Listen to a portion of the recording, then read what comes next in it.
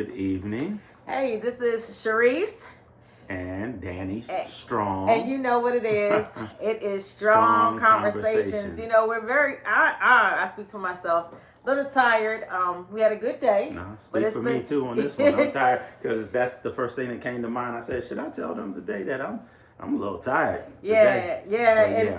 And we had a long day. It was a good day at church, and then afterwards we met with some friends and had a nice lunch. And so we just getting home not too long ago, and cannot wait to get into these PJs. But I thought about it, and we very easily could say, let's just skip it this week, right? Yeah, we skipped today. We're a little tired, and evening it's actually late. It's a little late. So but there's something about consistency, and there's something about being impeccable with your word. Isn't that one of the 4 laws of agreement? Yes. Being impeccable with your word, right? Commitment, consistency.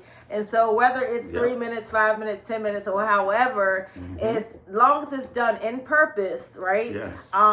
Then you just keep it going. Keep it going. You're not always gonna feel like it. You're not always gonna look like it. That's part of consistency. It's a part of consistency. And so this is how we're honoring what we said we were gonna do with strong conversations. And speaking of that, we had a good one, because it's funny that as we're doing these, more people are asking us about certain things or giving us ideas to talk about. And so this week, one of Danny's good friends, you want to go?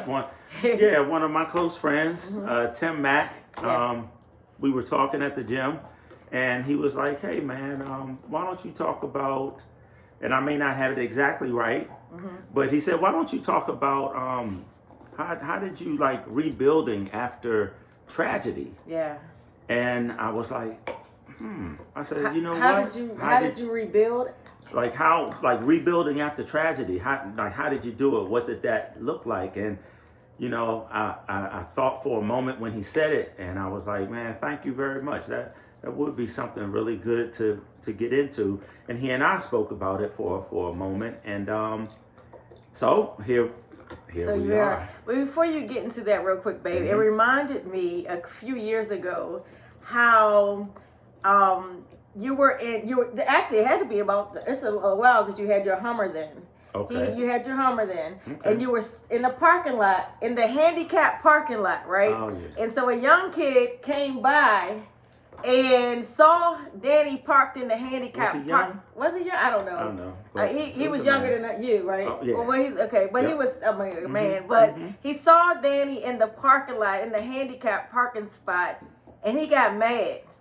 How can? Because that's all you remember in the parking lot. All you can see is this, in the parking space. All you can see. And I think I even got out the vehicle. I may have had pants on that day. He may have had pants on, but all he could see was on the outside of. What he saw was on the outside. Yes. He looked strong and buff and capable. Why is he in the handicapped parking spot? And not only did he stop there, what did he do?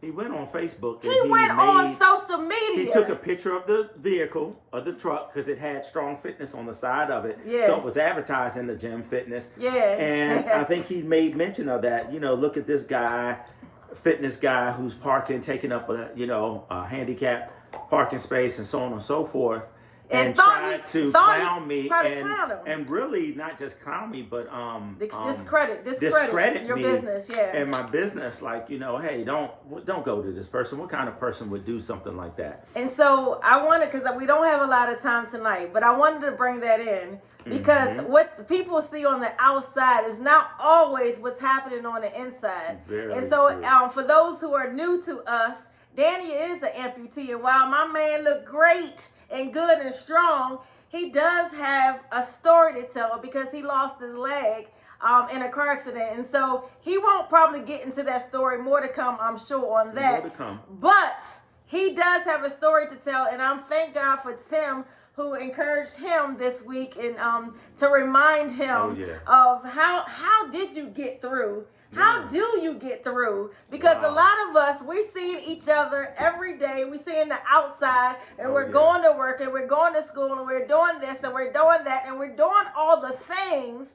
But there's something in us that that you may not be able to see, right? There's true. Something in us that may have disabled or handicapped or have stopped us, challenged or challenged us. Yeah. And so I just want to want you all to give the people a little bit of encouragement on today. Yeah. So after losing my leg in a tragic car accident, and we'll go back to that at another time. But after losing the leg, I can remember being in the gym because the gym had just opened. Literally had only been open for about a month prior to my accident. A lot of time in the hospital, a lot of time in therapy when this accident took place. And I'm going to try to speed some things up, but here I am in a wheelchair. And this is important. So I lost my lower right leg. I had compound fractures in the bottom of my left leg. Both the tibia and fibula completely fractured. Compound fractures. Some broken ribs, about 5 broken ribs, a lacerated spleen.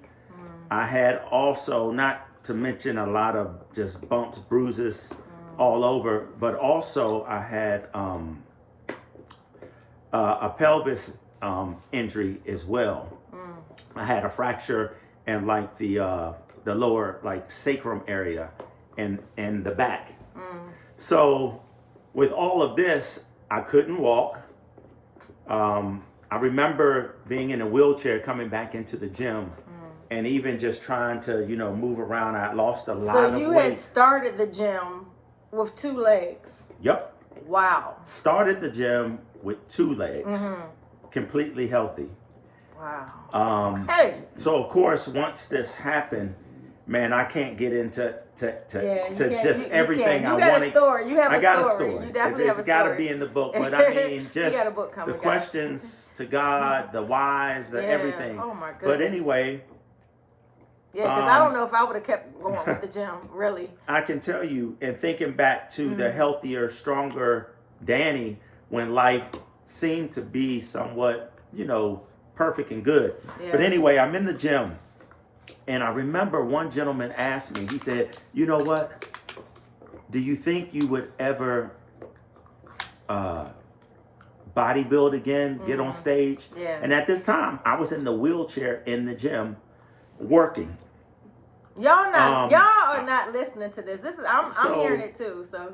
And I can't remember exactly who the gentleman was, but it almost, and I'm a sensitive person, so sometimes even here, if you see a tear, if I get a little shaken up, you got to bear with me. Yeah. So when he asked me the question, I paused and I almost got frustrated, and I said to myself, I didn't say this out loud to him. I said to him, I don't know about that. And then I said to myself after he walked away, I said, who wants to see a one-leg bodybuilder? Who wants to see basically half of a bodybuilder? Oh, God. I was speaking negative to myself. That hurts. And I said, I'm going from 2 good legs on stage and doing all this bodybuilding to now having half of a leg.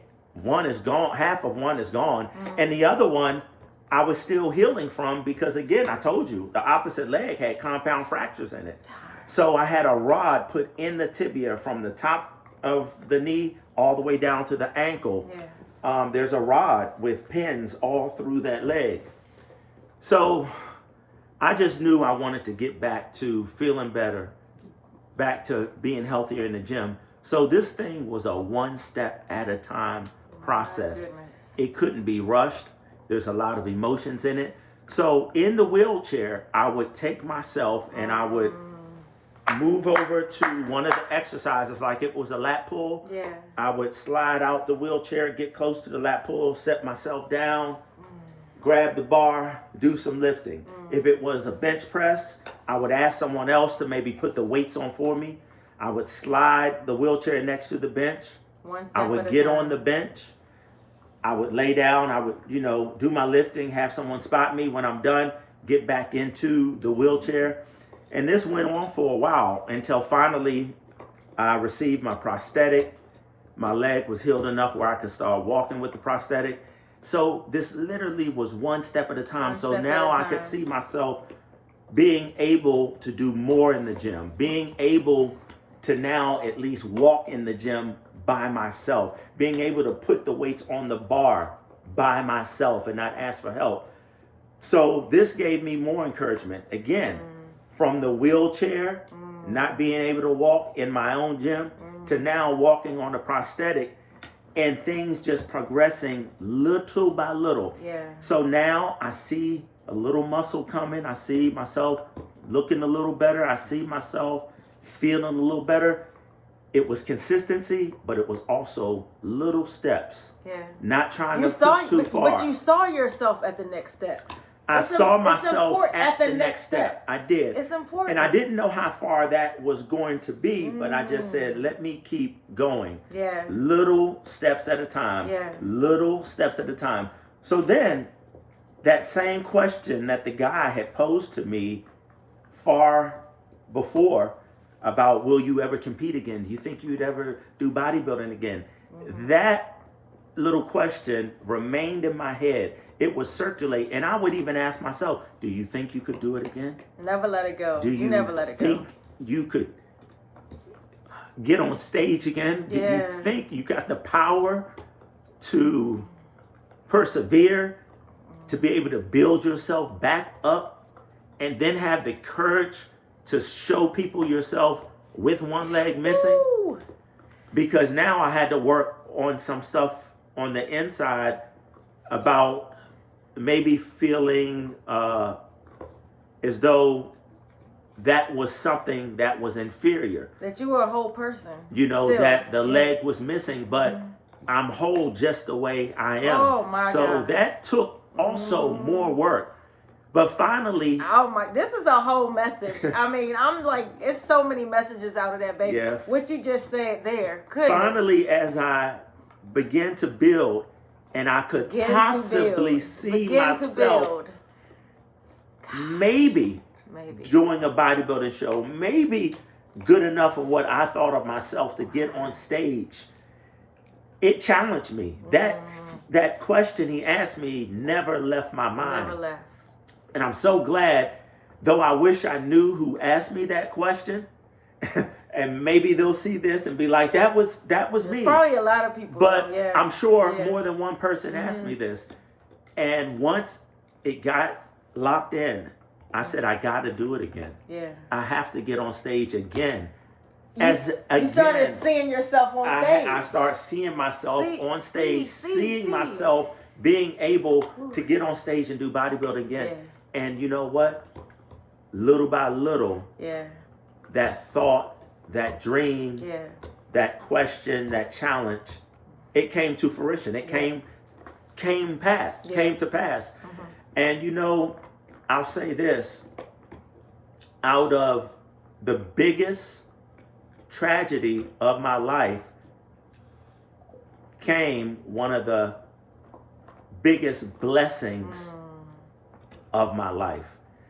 Not just one single thing, but so many things now that as I even look back in hindsight, my desire, even growing up in school, was just to always to be a professional bodybuilder, to become a bodybuilder. Yeah. When I had 2 legs, I competed, but I wasn't a pro. I actually became a professional bodybuilder as an amputee. Yeah. As an amputee, something that blew my mind, something that was outside of my wildest imagination. Yeah, I never could have conceptualized or conceived this, that, Danny, did you know that through this tragedy, it was going to actually drive you and push you to become better, to become a professional bodybuilder as an amputee? I'm the first bodybuilder that I know in the IFBB who became a pro as an amputee. And let me just stop because we got a couple of minutes, but I want to encourage you, babe, because guess what? It just came to me. because I was there to see that moment. I was definitely there. But Yes. God not only gave you that moment, but he gave you double for your trouble. He because did. you actually won in 2 categories. Now, how about that? Check Yes. that. Yes. Check that. Yes. 2 categories. 2 categories. Which was at crazy. The Nationals, yes. Classic and bodybuilder. And bodybuilder. And so that I was got my just pro like, card you got your pro card in 2 categories. For those who know this stuff, wowzers. Double for his trouble. Double for his trouble. And so it just reminded me that we got to close this up. Gosh, sometimes, I mean, at some point we got to do a podcast or something. Yeah, because this 5-10 minutes ain't helping. Yeah, this is a good one. But it just reminded me of what Pastor Apostle Mike said today about seeing and believing. Like, it takes more than just believing. It actually takes seeing, right? You have to see. And I'm glad that you were able to see the next step. The next step. You might not saw in the wheelchair the competition, but what you did see was in the wheelchair to the next exercise, and to the next exercise, and to the next muscle, and then I saw a muscle, and then I saw it's a building process. It's a process, but you gotta see it to believe it. And one important thing I'll come back with. And this actually goes back, and I didn't know we were going to have a message today, but this definitely goes back to Apostle Mike. He said, seeing it is okay. No, believing it is okay. He said, believing it is okay. Yeah. He said, but guess what?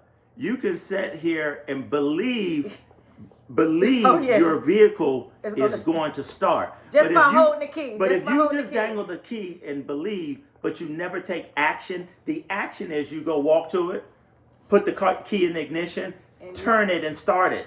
So it takes action. So the one thing I can look back on where I said it was step by step, those were action steps. They may not have been giant steps. Sometimes we think we have to move with such great velocity or big steps. Big giant steps, Sometimes it's just a bunch of little steps because you're moving forward. It's action. That action might be small or large, but it's action. The one thing I could say is I kept consistent action. That's that word. That's your favorite word. And that brought about tremendous change. Tremendous change and breakthrough.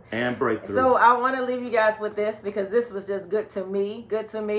But this morning it all ties in because God is just so good. It ties in because this morning before I even went to church, we did it. When I was in the bath, I started journaling in the bathtub, and what I journaled after I finished writing what I needed to write in big old letters, I said, "Imagination creates my reality." So I wanted to start singing some things. Most definitely. So I want you to start singing some things. What are you singing? What are you singing? I'm not talking about the house and the cars, and you might be singing that because those are good too. That's okay too. But what are you singing? Are you seeing yourself at the next step? Are you seeing yourself pushing up? Are you seeing yourself doing a push up here and there? Are you seeing yourself cashing a $100 check right there? Are you seeing yourself at the bank? Yes. Are you seeing yourself at the shelter giving away something? Are you seeing yourself? Oh yeah. We have to see it, guys, to believe it. I love you all. We love you. This is good. And babe, thank you for your story. I appreciate it. I I'm always learn something new, guys. I mean, I didn't know him. I didn't know him back then, but God, I'm so glad I know him now. Oh yeah. Yeah. Bless you. God you guys, God has blessed us, and I know. I hope you all have a great week. We're praying those blessings flow all week long to you all too. All week. See some stuff. See some stuff. And make some action. Make some action. Imagine yourself into that reality. I love y'all. Bye-bye. Bye-bye.